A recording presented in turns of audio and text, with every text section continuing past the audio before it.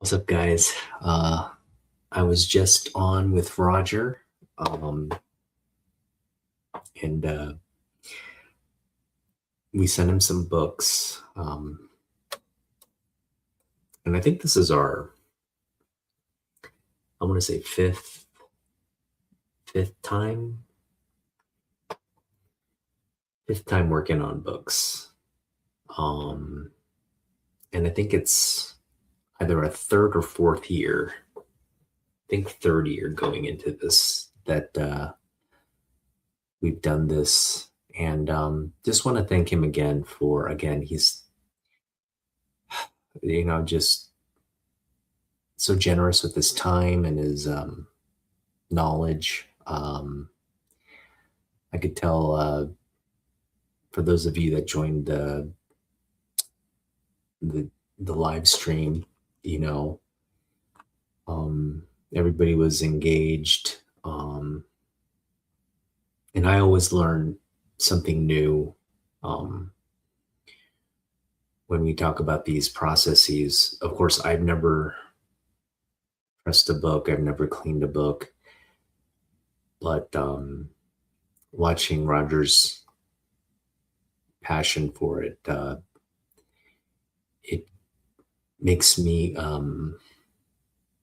look forward to the day when I actually will get all the material. I think for me, it starts with like having some space to do this, but really kind of making the decision to get a press. I think once a press comes into my possession, I'll really like.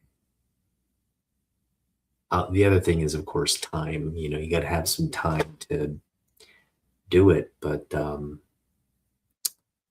I think having the press physically there, it just motivates you to get all the make all the preparations right. And anyway, just hearing him go through his process and better understanding how it's done, what the potential, pitfalls are, and what you want to be kind of watch out for. I've just learned so much. And I just feel like, yeah, once I do kind of step into that realm, I know he'll be a great resource to walk me through stuff where I can just, bounce kind of like ideas and stuff off him, obviously, when I get more into it. But hope you guys found that to be really helpful. And, we'll get the results back here soon. So if you're like me, I'm all, I just can't wait. I just really like, it's like Christmas. It's like, it's like unwrapping gifts and like, and I think really sent him a good, because in the past I would send Roger books that, I think, I don't know, they were just kind of like, for me, ones I just wanted in better condition and better improvement, but they didn't really, you know, some of the books were just, they weren't gonna be all that, low grade books or still low grade books. And it was sort of like a process where you'd maybe press it and then they come back looking a lot better, but it might not have been the best candidate for, kind of doing all that work, right? So like, but I feel like the ones we sent here this time around, and I just feel like the past couple ones where he's really like, it's night and day. It's like before all these issues, and then when it comes back, it looks fantastic. And so I kind of like try to focus on those books now, like not so much the stuff that's not really gonna see a huge difference. But these ones, yeah, the one, I mean, if you go back and watch the video, you'll see they're just really kind of problematic books that with just some really thoughtful um, touches to the book, it you'll see a huge difference. So um, looking forward to just seeing the before after and um, going over that with Roger when it's done. So yeah, again, I just have so much um, I have so much fun with these, and I'm hoping you guys have as much gain as much of as like enjoyment and value from these sessions as I do. So um, yeah, thanks again to Roger. All right. With that being said, as you know, I returned to work today. It's my first time back after my medical leave. I took about, I want to say almost 2 months off, a month and a half off, I would say. Like, let's see, I left in like close to end of January, no, mid-January around, and returned it's like mid-February, late February-ish. So yeah, almost 2 months that we took off. And I gotta say, the first day back, it was a lot of, I had to do some training, compliance stuff, and then go through emails. And I didn't do all that much work, but I did have to just kind of sit through a lot of, um, catching up stuff. And I gotta tell you, my back's feeling it right now. So we were anticipating that, and um, yeah, I kind of should have done a better job taking breaks and getting up and doing things. But when you're kind of back in the mix and you're just focused on, all right, let's get through this, let's go through that, it kind of forget to, you just kind of forget to remind yourself that you need to take it slow. So,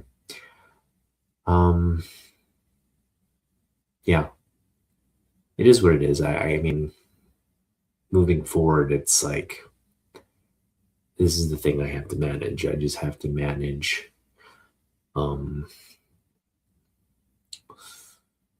uh, getting the proper rest and not overexerting myself and just managing all that so that we don't have any of these kind of flare-ups become anything more than that. And they're flare-ups. It's just basically a lot of discomfort right now. It's in terms of the actual movement and pain related to like bending down and all that. It's not so much that as it is the kind of muscle aches. That's really what kind of feels like muscle aches, just along the mid to upper back. Just a lot of discomfort there. So just hoping some rest here tonight will kind of get me ready for tomorrow. And we'll probably pop a pain pill here and there tomorrow, and hopefully we can get through. without too much issue. Um, yeah, and over the weekend I hung out with Jens, and we went digging for comic books. I didn't pick up too much. I only picked up 4 books for $1, so a quarter each. I just really felt good about that. It's not like um, we could have spent more, right? We could kind of dipped in, maybe spent like 10 to 20 bucks, but I'm glad I just resisted the temptation to do that. And um, the 4 books that we picked up, not a big, nothing really like, oh my gosh, this is like the biggest book ever. I think the 3D Wildcats book, that's the one I'm kind of most excited about, to be honest. Even though um, it's a 90s book, there's probably lots of copies. For me, just the fact that the 3D glasses were intact and that condition was pretty decent. In fact, I think that's a book we could send to Jens. Jens is getting into pressing, and hey, what's up, Kenneth? He's offered to also press some books for me, so we're gonna prepare some. Jens is a little different from Roger in that, like he's just he's confident with the standard press, where you don't have to, like, you're just gonna humidify it and then press it just to flatten it. But he's kind of slowly developing other techniques like managing spine rolls and maybe dealing with some of the cleaning aspects, the deep cleaning aspects, as well as some of the, the aqueous bath stuff that Roger's covering. So, yeah, I hope you got a lot of value from the Roger session. But yeah, we're gonna just hopefully get some books to Jens that we can see some, immediate kind of results for. I think that Wildcats is really an ideal one. It's got some color breaks on the spine, but very minute. But it's mostly like the they're just bends in the book. So just kind of doing a standard press would really, you're not going to get something. You're not going to get a 9.8, but you get something pretty close, like a 9.4, 9, maybe even a 9.6 if we're lucky. But it's a black cover. Again, all those little color breaks along the spine. We'll have to see how that turns out, but that should be a fun thing to cover with Jen. So yeah, we'll get some books ready for him as well. All right, you guys are here to read a comic book with me, and we're continuing on with the Reign of Superman. So let me just show you the book we're going to be covering today. Man of Steel 23. This came out in July of 1993. This was really I've been covering the death and the reign of Superman, I should say. We've been covering this era, and right around this time, this you really had DC explore this arc, and it extended beyond the Superman books. You had really a lot of the titles. DC kind of incorporate something along the lines of this story because it obviously focused on Superman, but the writers did it such where it could kind of cross over into other things, with what's going on in this time period or this timeline.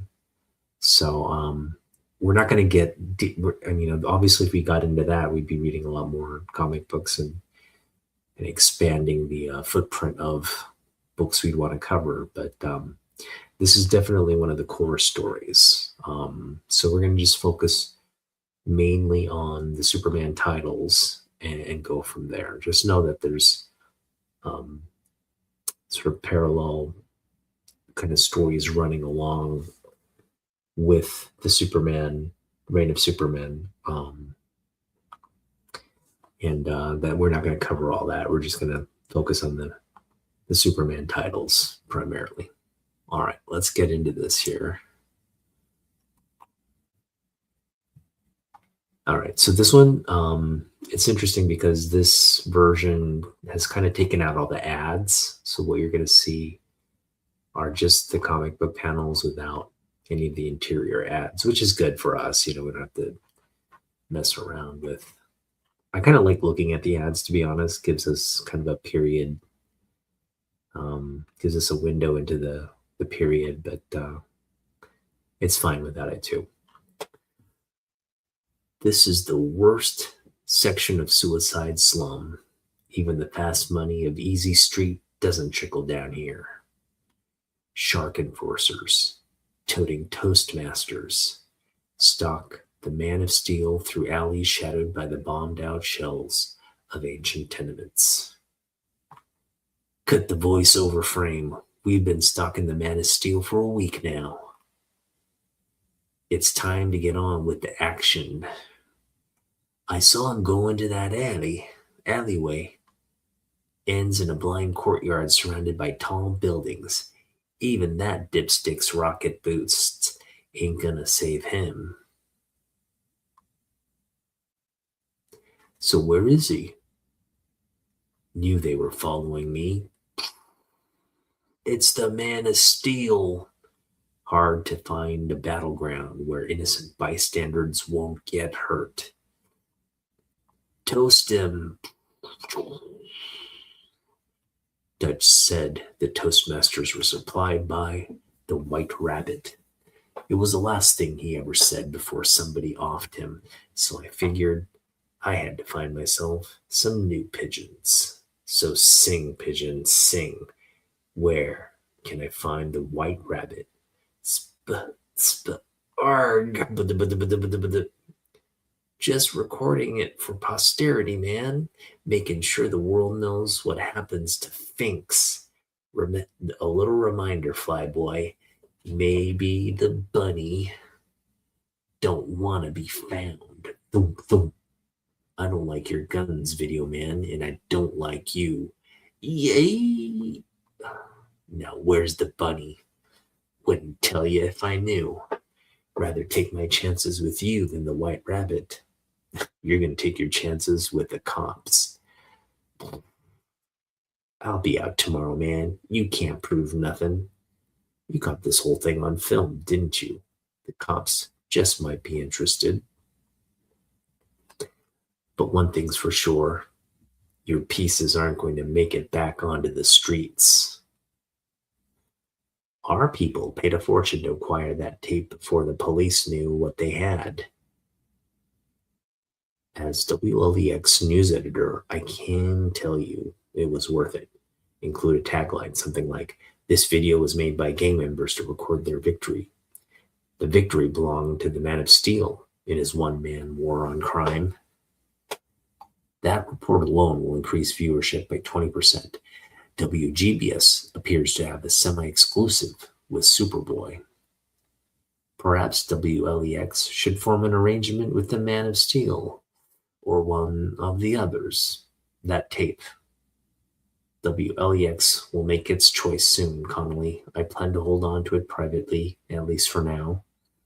Have you found the White Rabbit? I've had some sound enhancers working on the film. The gang leader said spy. They think he started to say the spire The Metrospire Hotel downtown. Then check it out. Metropolis is mine, Happerson, and I mean to keep it that way. The Man of Steel is creating havoc among the gangs, Rabbit, and he's specifically targeting the purchasers of our product. He trashed the Shark Enforcers, Bunny, turned them in, every one of them. I understand a crucial piece of evidence against them has gone missing. Good work. But we didn't, that is, we didn't think you'd want the cops to have that tape. Despite the problems John Henry Irons, aka Henry Johnson, has made for us, I need to talk to him. Can I bring him to you, Bunny? That's very thoughtful of you, Graham, but let's let Digit handle it, shall we? Digit, remove the security blocks on this place. Let's make it easy for John Irons, Man of Steel, to find us here. TV stations are falling all over each other to endorse one Superman or another as the real thing. Maybe it's time management here at the Daily Planet did as well. Guy Gardner of the Justice League picked the guy in the visor, but the cyborg impresses me the most. Tests show he has the same DNA patterns as Superman, and I don't know, Ron, I think Superboy's the real thing. It makes sense somebody tried to clone Superman. And the kid has the powers. The kid has the coverage. So what? No one could take Superman's place, especially not that cocky, tail-chasing little jerk who, enough! I've spoken to everyone claiming to be Superman except the Man of Steel. Despite their best efforts to make me believe otherwise, despite the apparent evidence to the contrary, I don't think any of them are Superman either. But brawling in the bullpen doesn't prove anything. Whoops. Yeah, well, maybe, hey, what's he doing here? I'm taking Lois out to dinner. Somebody's got to make sure she eats. I'll have to leave soon for the consulting job in Cairo. Come with me, Lois. The planet could use a foreign correspondent there. Look, Jeb, you're wasted on the local stuff anyway. It's Clark, isn't it? You can't quite accept that he's gone. Clark said he'd always love me. I'd know him if he came back, wouldn't I? Firefight on the waterfront. Three-way skirmish between the Reavers, the Skulls, and the Man of Steel. They're using some kind of super guns. I'll take it. Gotta run. Meet you for dinner, Jeb, if I get back in time. Oh, right. Clark may be gone, but her heart still belongs to the Daily Planet. Firefights below us, Frank. Looks like a war zone down there. Hey, Lois, look who's joined the action. It's Superboy. Tana's WGBS chopper is in position, and hey, there's the planet chopper. Yo, Miss Lane, I know I dumped the planet for WGBS, but hey, business is business. No hard feelings, right? Watch, I'm going to bail out the Man of Steel, one hand tied behind my back. It's the Super Kid. Toast him.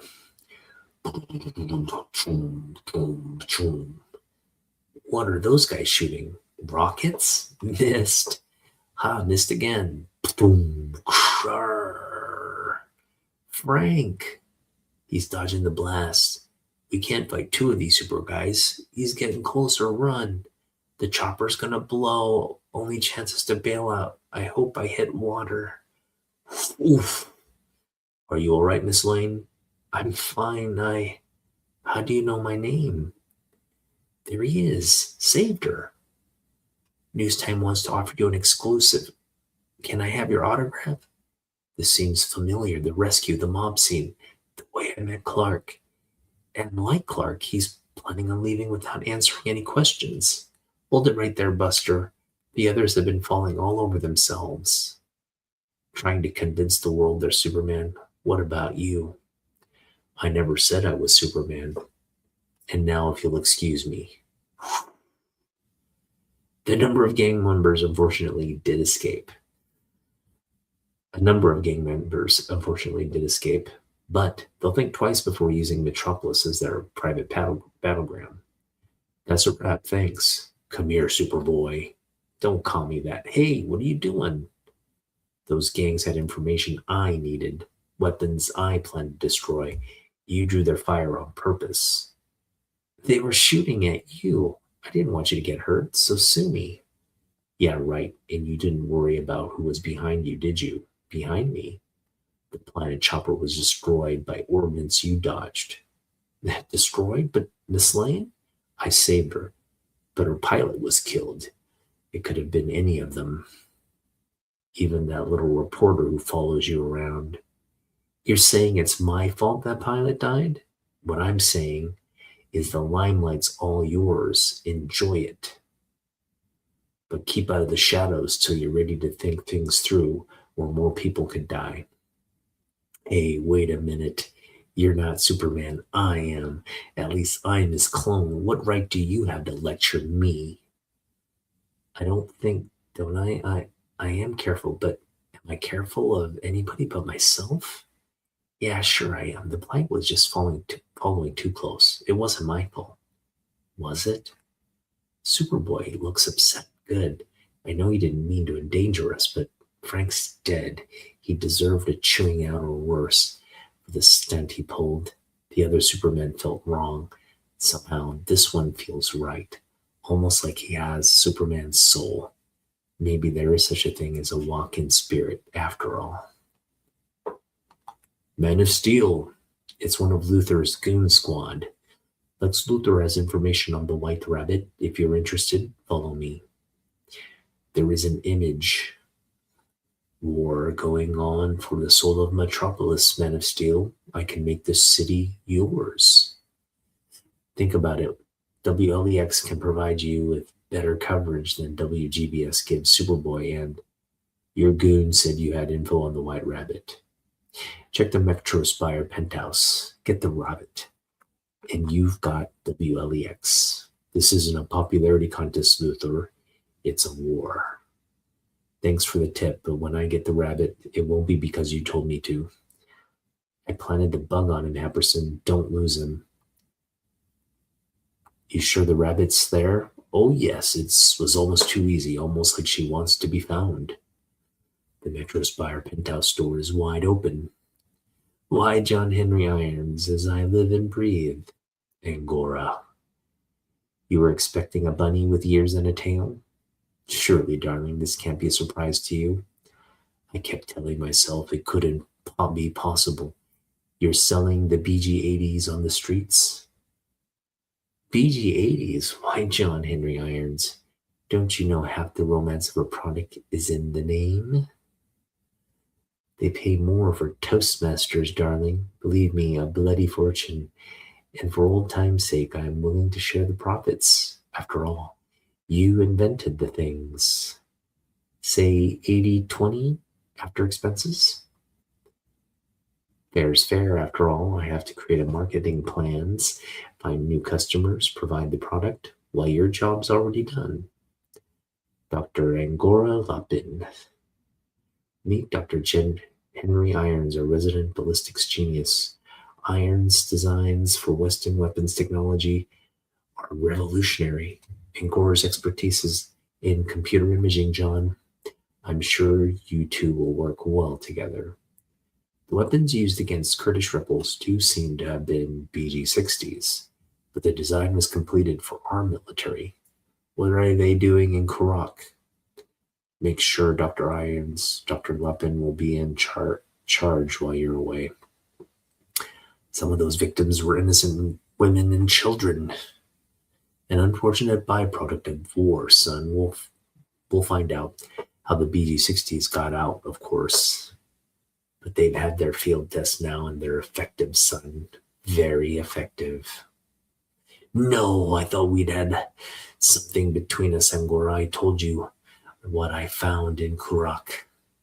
You had a more advanced design on your computer, the BG-80s. Up till Kurak, I hadn't really understood what I was doing. Maybe I didn't want to understand. I made too good a living. Bought Mom that house in Florida where I knew she'd be safe. My interest in weapons had been theoretical, but Kurak changed all that. By creating BG-60s, I'd armed the murderers of innocents. I'd become like the people who killed my grandparents.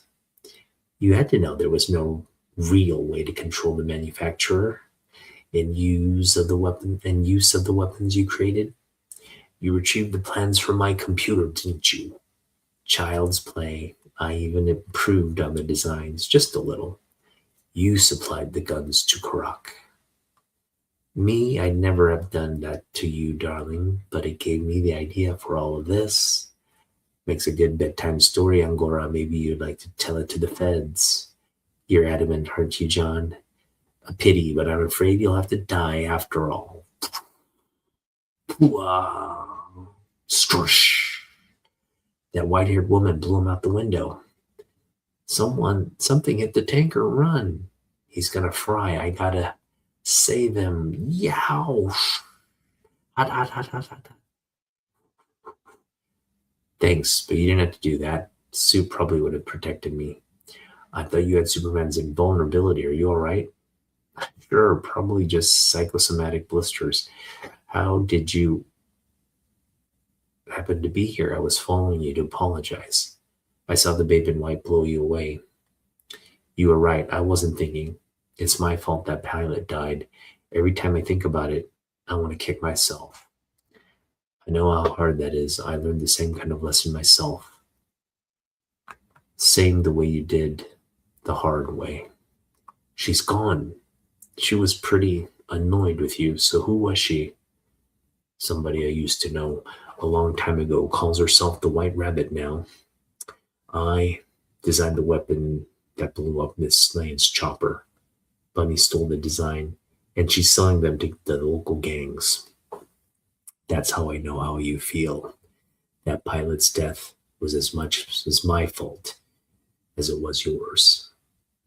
The others seem to have Superman's face, his body, his costume. The Man of Steel seems to have his soul. Superman or not, he may be the kind of hero Metropolis needs. You're going to look for Superboy now? Why not, Lex? Superman's clone won't be bothered by a little rain any more than I am. So, Apperson, the bug was destroyed, but you got his name? John Henry Irons, a weapon designer wanted by the feds? Good. That gives me the information I'll need to control him. Because whether it's Steel or one of the other Metropolis's next Supermen, one of the next Superman will answer to me. All right.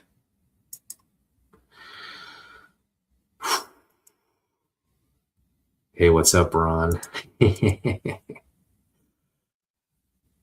Good. Kenneth, Ron, thanks for hanging out, man. Yeah, I wanted to kind of I don't want to get stuck on the reading stuff, so just kind of put out a quick video for this week. And, we've got Books with Roger he's working on, so that's in the mix. We should have some results in a few weeks, so stay tuned for that. We'll be back on Friday just to do our weekly check-in. And we'll be back next Monday to read the next installment. This is going to be a special one. We're going to be reading Superman 79,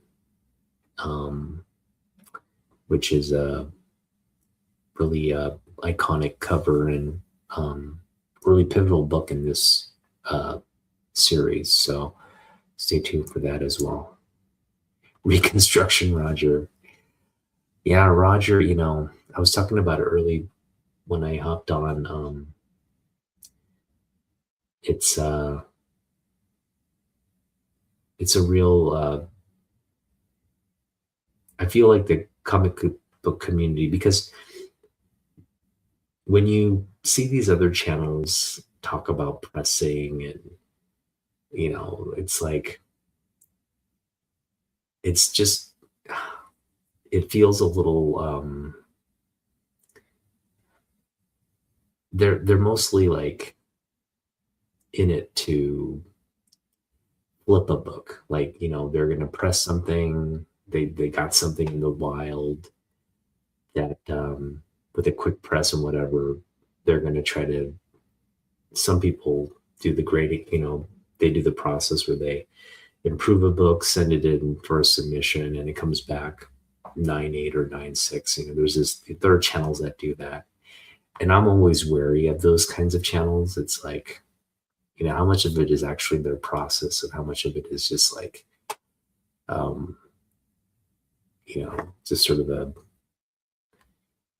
um, how they're not very transparent. They're just like, you just have to take the word that, oh yeah, this is something I bought and pressed and improved. There are a lot of channels like that, where they claim to like, hey, I got this book, I pressed it, and now it's a 9.8, without really,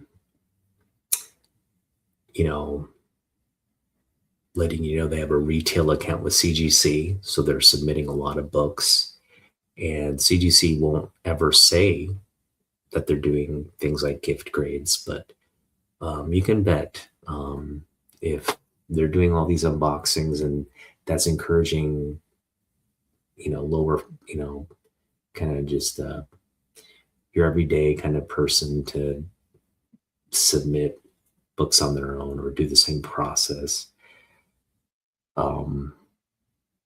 It's they're different accounts, right? It's a different account to send in like 5 or 6 book submission versus like, like a 30 book pre-screen on a retail account. So,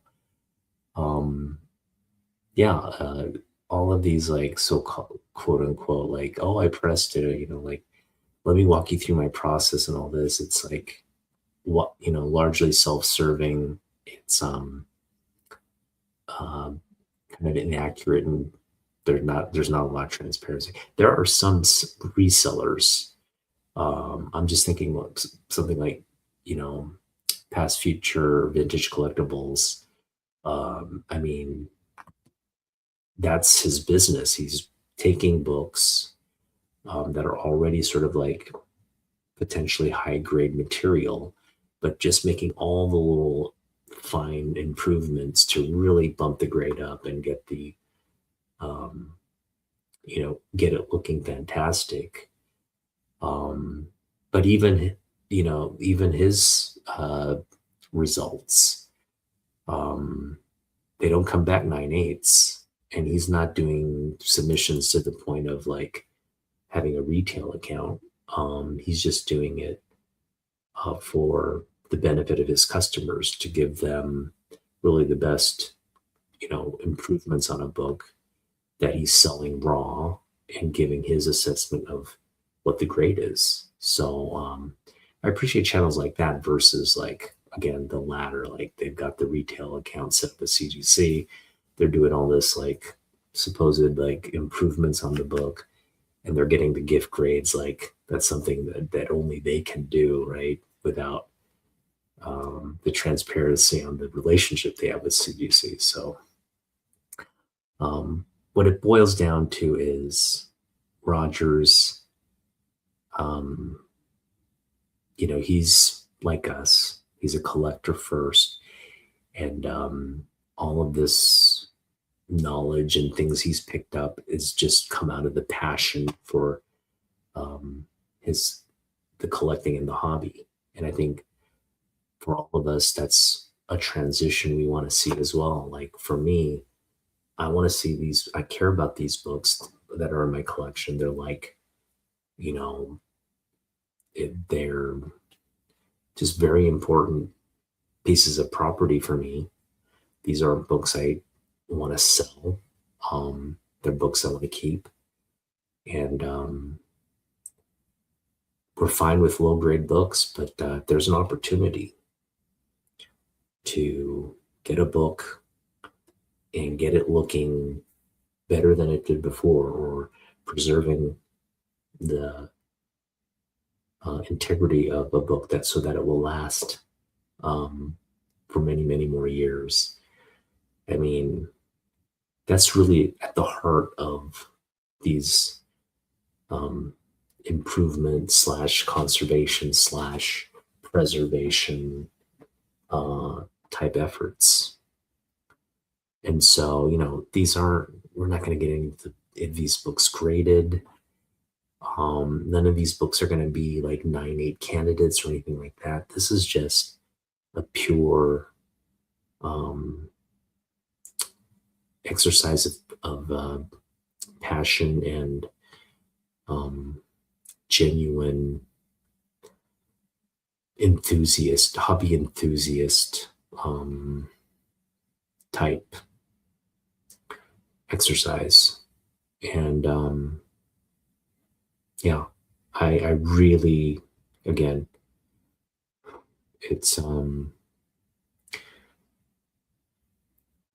I have a lot of fun on my channel, and I've met a lot of great people in the community, a lot of great people in the community.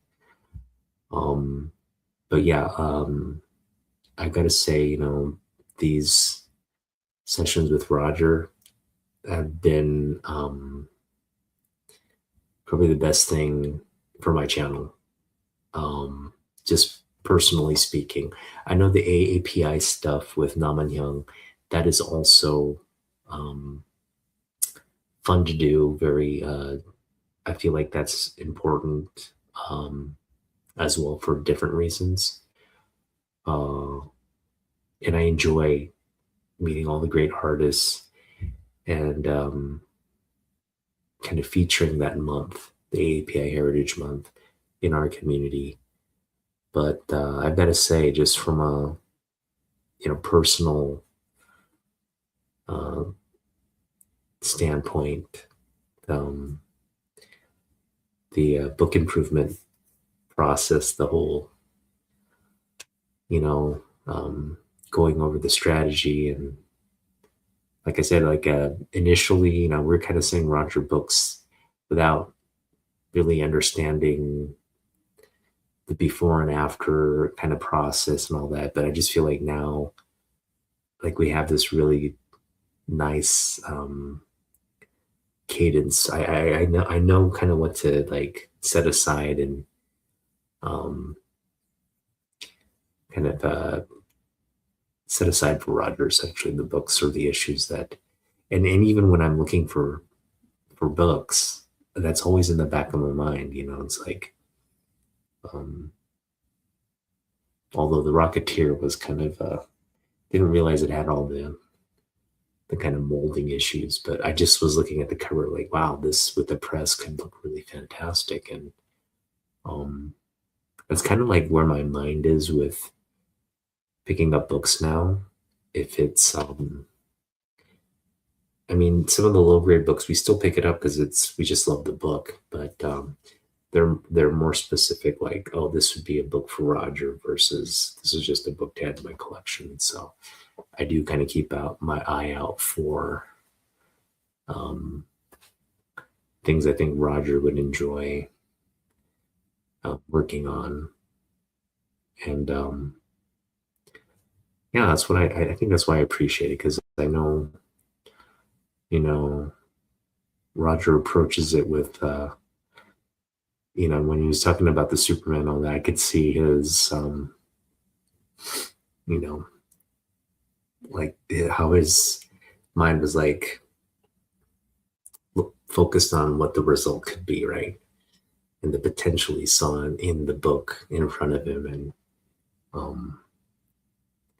yeah, that's kind of why we have so much fun doing this, I think. So again, thanks to Roger. And yeah, like there are people in the community with years of experience, knowledge, and yeah, I mean, they're like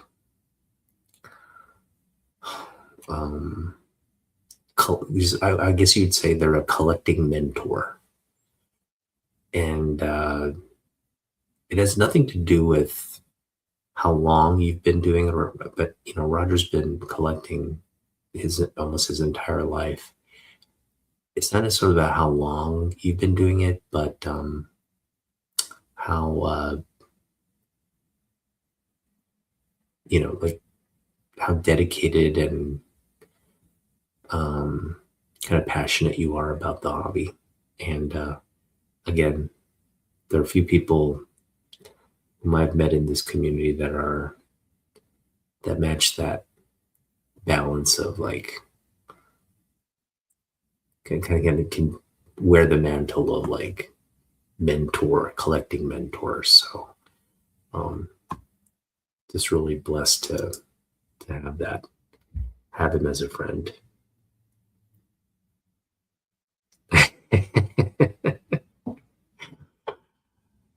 we call him the comic doctor because he's resuscitating, giving new life to otherwise infected, you know.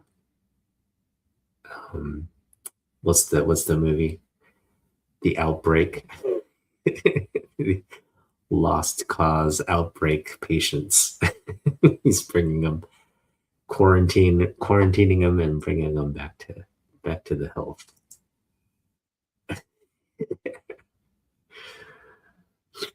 All right, Moran. Yeah, I know you'll be around for Dustin Hoffman, right? He's the Dustin Hoffman of the of my comics, basically. my infectious, disease-ridden comics. Yeah, we probably won't pick up Black Death comics anymore. We'll just focus on the mildly anemic ones, I guess. But yeah, again, really looking forward to um, seeing the results, and yeah, just really happy that we could hop on today and just share that the process or share the our engagement with you, basically. So stay tuned for that. Go follow his channel if you're not following either one of us. You can find him at Metarog, Metarog. I think that's his handle for Instagram as well. He mentioned he's gonna put some photos and some progress reports. I'm gonna try to avoid, if he's, I mean, if it's an update on what's going on, I'll be curious to see it. But I'm gonna try to avoid seeing that as much as possible. But for you guys should definitely kind of follow and get maybe updates on him. And Roger is on weekly. I think he's on like 2 or 3, don't say twice a week. Well, he jumps on for various features of either a certain run or a certain creator. But he also does the weekly kind of show off your books with his panel of participants. And man, again, just a really fun time because they show off so many great older books and a lot of just nuggets of knowledge as they're going through different eras and different comic books. So really, really worth your time because over the course of months, years, I mean, they're just sharing their wealth of knowledge in that little short session. So always a fun time. It's 10 cc's of Thorazine. He's got He's pounding on the chest right there, right? No, no paddles, just the pounding on the chest. Yeah. Is he still doing cover slingers? Okay. I know he was doing that for a long time, but I guess I don't follow I think because it's on the Saturdays and stuff, and I'm probably doing other stuff. So I know I used to follow cover slingers pretty religiously for a bit, but then I kind of stopped. But yeah, it's the same thing. They essentially just go around doing cover battles with uh, with the community, and it's a fun time. Yeah, it's a fun time. So go check all that out. Give them a follow, please. Yeah, whatever the theme of the day is, that's right. All right, that's always fun stuff. And Ron, what do you got coming up, man? Anything cool?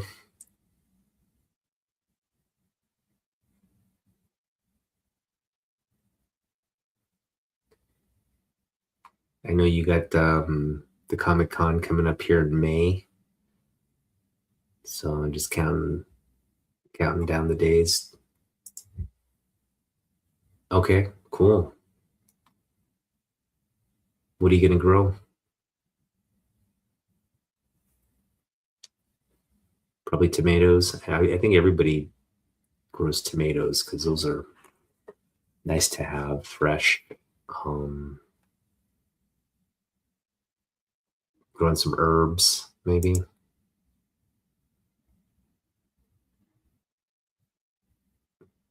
Okay. Yeah, nothing wrong with that. And keep him busy. Sounds like you got a lot of things coming up this as the weather gets warmer. So um, always appreciate you, man. So thanks for hopping in again. And yeah, we'll see you on in the next one, and um, we'll I'll keep you updated on any progress made with Roger, and we'll go from there. Nice. Corn. Ooh, corn. Corn's a little bit more, I feel like that's harder to grow, but cantaloupes, is that hard or easy? I know my father-in-law in Japan, he's a farmer as well. He's like, my father-in-law is incredible. Like he's he's just such a quite quite the character. Um, he's he was a fire chief for my wife's hometown for almost what, like almost 40 to 50 years career as in the fire as a firefighter, but for many of the years fire chief. And he had recently retired. But as outside of that, he's also farming. Like he farms every year. So I mean, he's just super busy, like fighting fires and preparing crops. But yeah, I mean, his sort of like crop selection kind of changes year to year. But I remember some seasons he's grown watermelons, and so they always enjoy the watermelons. And but those are tough to grow. The watermelons are kind of tough to grow. So okay, yeah, just need to keep them water. Yeah, they need a lot of water. That's I think the main thing. Cool. Yeah, yeah. Just like my you're just like my father-in-law. They just grow everything on a small plot of land. I helped him plant potatoes one year, and apparently those are easy because you just take potatoes and you just plant more potatoes. Like you use the potatoes to plant more potatoes. So that was pretty self. It wasn't that difficult. But yeah, some of this other stuff you actually need like the seeds and whatnot. So that's cool. Well, good luck with that. I guess yeah, right now is kind of when you need to start um, getting everything planted and get the get the land ready, get the plot ready, and then plant and care for everything. So let us know how that goes, Ron. Ron, the comic book gardener.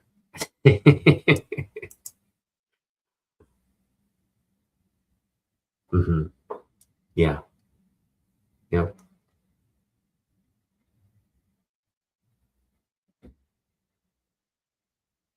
Keep the potatoes. Yeah, you have to like cut them, right? You have to cut like he. I just remember like you have to cut them and then kind of twist them into the dirt and then cover it. Yeah. So that's a process. It's again it's a lot of just manual. I think even us. I think small plot because he has a little tractor that he uses, but um, mostly he's just out there just manually doing everything. It's at his again he's doing it at his age. He's like in his he's in his early 70s now, late 60s or early 70s. So he's yeah, just to see him do all that, it's keeps him healthy. That's one thing. Keeps him healthy, keeps him active. But man, it's just something I'm not accustomed to doing. So it's just really inspiring to see.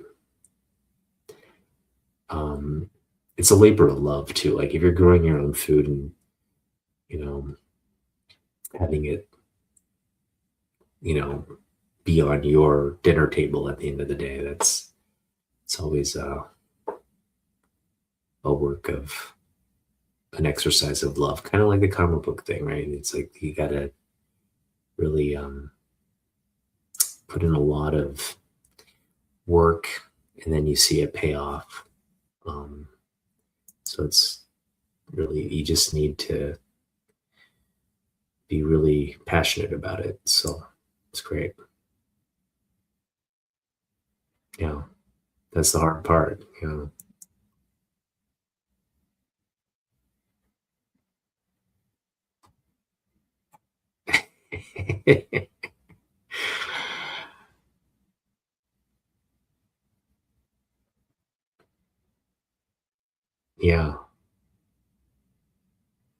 Yeah, yeah. Cool. Well, Ron, yeah, um, keep us keep us updated on how the garden's going. Hope you got a good cry. I know there's all this concern like, well, there's going to be a fertilizer shortage with the oil, so, the oil shortage and the apparently the a lot of the fertilizer comes through the Strait of Hormuz or through which is weird to me. Like you'd think fertilizer would just be like produced throughout the globe, but apparently like a lot of the materials to create the nitrogen or whatever they use to create the fertilizer is through that region. I'll just I have no clue about these kind of supply chains, but yeah, that's what I heard. So hopefully it doesn't impact you all that much, but yeah, those things make it harder for us to get cheap food. I just want cheap food, man. That's good. Great. Yeah, hopefully, yeah, just hope I have some food at the end of the day here without we pay more than we're already paying. So yeah, more production, Ron. We need max production from your farm. But thank you for farming, and thank you again to the community for just stopping by and checking in with us. So I am gonna kind of just call it a night, and we'll see you in the next one. So peace out, Ron. Oof. All right. That's tough. That's tough, man.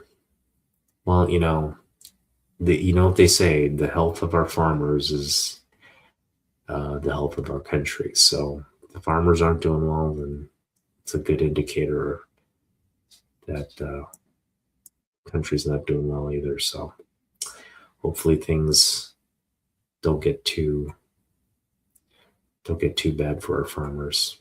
But it's been not a lot for them to look forward to, I'm sure, with the current situation. So let's yeah, support your local farms, guys. Support your local farms. Don't be doing the whole food shopping and all that. Kind of get out there to the farmers markets and pick your strawberries and do whatever you have to do. But let's not rely so much on these big corporate farms for everything. All right. Good night. We'll see you in the next one.